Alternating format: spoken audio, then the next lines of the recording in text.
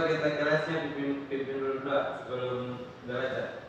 Ya baik, teman-teman sekalian, sebelum kita belajar melaksanakan kuliah pada siang hari ini, marilah kita berdoa terlebih dahulu. Doa dimulai.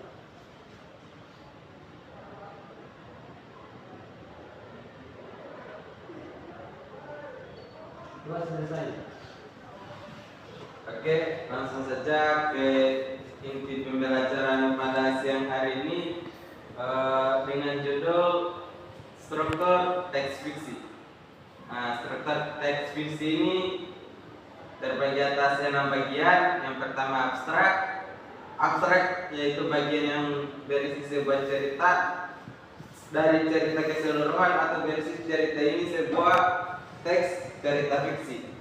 Nah, kedua orientasi bagian yang menjelaskan tentang tema, latar belakang tema, serta tokoh dalam novel. Bagian ini biasanya terletak pada bagian awal cerita dan menjadi penjelas dari cerita fiksi dalam novel. Yang ketiga, komplikasi. Komplikasi yaitu bagian yang berisi tentang permasalahan-permasalahan yang mulai dihadapi para tokoh dalam cerita. Yang keempat, evaluasi. Evaluasi itu bagian dari cerita yang berisi tentang pembahasan, pemecahan, atau penyelesaian masalah yang dihadapi para tokoh, namun belum berakhir. Yang kelima, resolusi. Resolusi itu bagian yang berisi inti pemecahan masalah dari masalah yang dihadapi para tokoh. Yang kedua, koda atau reorientasi, yaitu bagian yang berisi amanat, cerita, atau pesan moral yang dipetik dari cerita fiksi. Lanjut pada unsur kedua. Nah, unsur kedua ini adalah unsur kebangsaan teks fiksi. Anak-anak, pada pembelajaran kali ini kita akan membahas unsur kebangsaan teks fiksi yang terdiri dari beberapa elemen yang mendukung terbentuknya narasi dan daya tarik sebuah karya sastra. Nah, berikut unsur-unsur atau elemen-elemen yang mendukung terbentuknya narasi. Ada 10 elemen. Yang pertama, diksi. Diksi yaitu pemilihan kata yang digunakan oleh penulis untuk menyampaikan cerita. Diksi yang tepat dapat menambah kedalaman dan nuansa dalam cerita. Yang kedua, gaya bahasa. Gaya bahasa yaitu penggunaan berbagai macam gaya bahasa seperti metafora, simile, personifikasi, hiperbola, dan lain-lain untuk memperindah dan memperkaya teks. Yang ketiga, dialog. Dialog yaitu percakapan antara tokoh-tokoh dalam cerita yang membantu mengembangkan karakter dan menggerakkan plot. Yang keempat, kalimat deskriptif. Kalimat yang menggambarkan setting, suasana, dan karakter dengan detail sehingga pembaca dapat membayangkan dengan jelas.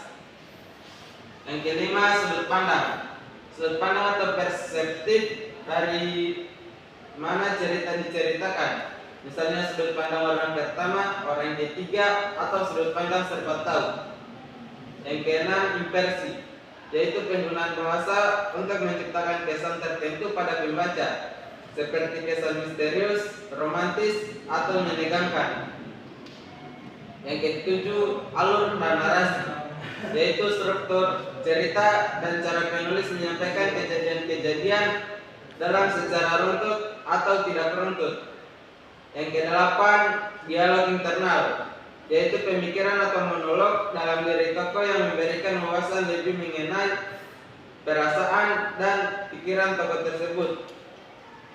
Yang ketiga, simbolisme, yaitu penggunaan simbol atau lambang untuk mewakili ide atau konsep tertentu yang lebih dalam daripada makna harfiahnya. Yang ke-10, tema. Tema atau ide utama atau pesan yang disampaikan oleh penulis melalui cerita. Nah, langsung ke contoh dari teks fiksi. Bapak akan membacakan dulu tentang balas budi seekor semut. Saya akan membacakan dulu kemudian saya akan menerjemahkan ke bahasa Muna. Langsung saja ke contoh, misalnya contoh balas budi seekor semut. Suatu hari ada seekor semut merah sedang berjalan menyusuri sungai. Karena si semut kurang berhati-hati, ia pun tergelincir masuk ke dalam sungai yang harusnya sedang deras. Ia berteriak minta tolong dan berharap ada hewan lain yang mau menolongnya. Tidak disangka teriakan semut didengar oleh seekor burung merpati. Merpati datang menolongnya dengan membawa sehelai daun. Lalu merpati menghampiri si semut yang hampir mati tenggelam itu. Semut merah itu pun kembali berpegangan pada daun dan dia selamat. Hingga suatu saat ketika ada seorang pemburu yang sedang mengincar merpati, semut merah kebetulan ada di sekitar tempat itu dan menyadari bahwa yang sedang diincar si pemburu adalah merpati yang pernah menolongnya. Tetapi saat si pemburu ingin menarik kelapuk senjatanya, dengan sekuat tenaga semut menggigit kaki pemburu itu. Pemburu kaget dan tembakannya pun meleset. Berpegangan pada daun dan dia selamat.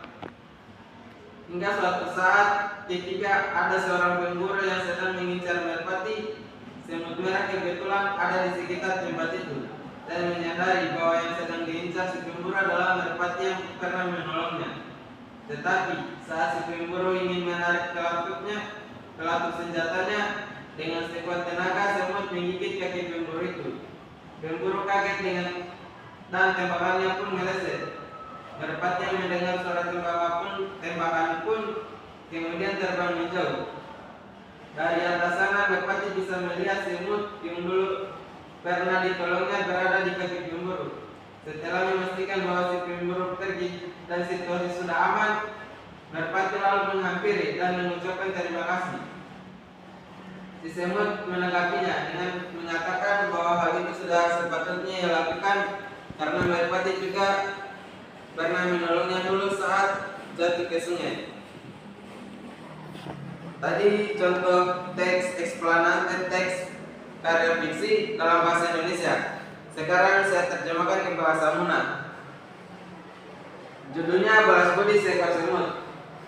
Nah, terjemahan dari bahasa Munanya yaitu oleh itu siang kadea nandun kakala besar dinotehi rampahano sia ini mina napesio ondo sia ini langsung nasingkira nanda bolo tehi.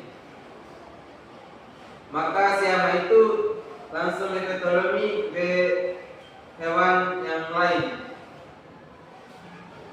Langsung gara merpati no angka no ketingke katolan no siang kalian ini langsung no dewane rono sau makan kalau siang naga. Alhamdulillah siang naga langsung selamati. Singkat ceritanya, nando pemburu nando nusitele merpati ini gara kebetulan siang kadana noangka langsung nosia kena pemburu anara langsung metikinda dan melesat ke tempat lain tembakannya.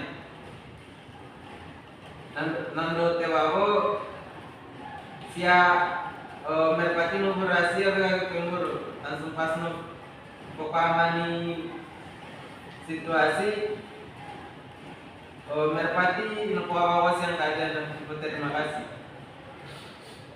Oke, dari beberapa materi yang Bapak